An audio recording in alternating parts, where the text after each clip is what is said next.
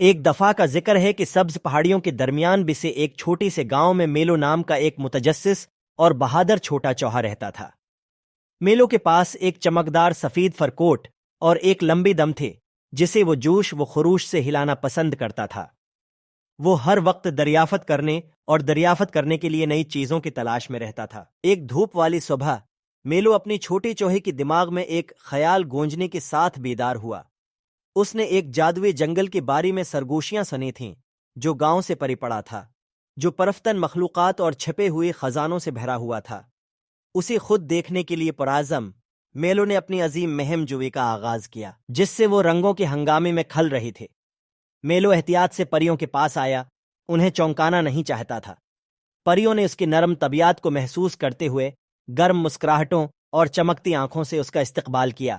انہوں نے وضاحت کی کہ جادوئی جنگل ہر قسم کی مخلوق کے لیے ایک پناہ گاہ ہے اور وہ سب ہم آہنگی سے رہتی تھی، اپنے گھر کی حفاظت اور پرورش کرتی تھے۔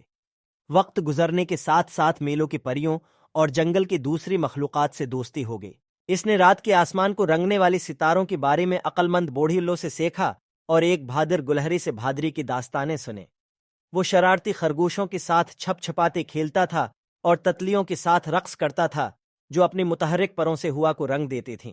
جادوئی جنگل میں میلو کی مہم جوئی خوشی، حیرت اور قیمتی اسباق سے بھرے ہوئی تھی۔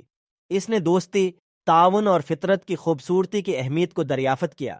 اس نے سیکھا کہ بعض اوقات جب ہم اپنی آرام کے علاقوں سے باہر نکلنے کی ہمت کرتے ہیں تو سب سے زیادہ ناقابل یقین چیزیں مل سکتی ہیں۔ جیسے جیسے موسم بدلتے گئی اور سال گزرتی گئی، میلو بڑا اور سمجھدار ہوتا گیا۔ وہ اپنے گاؤں واپس آ گیا، لیکن جادوئی جنگل کی یادیں اپنی دل میں لے گیا۔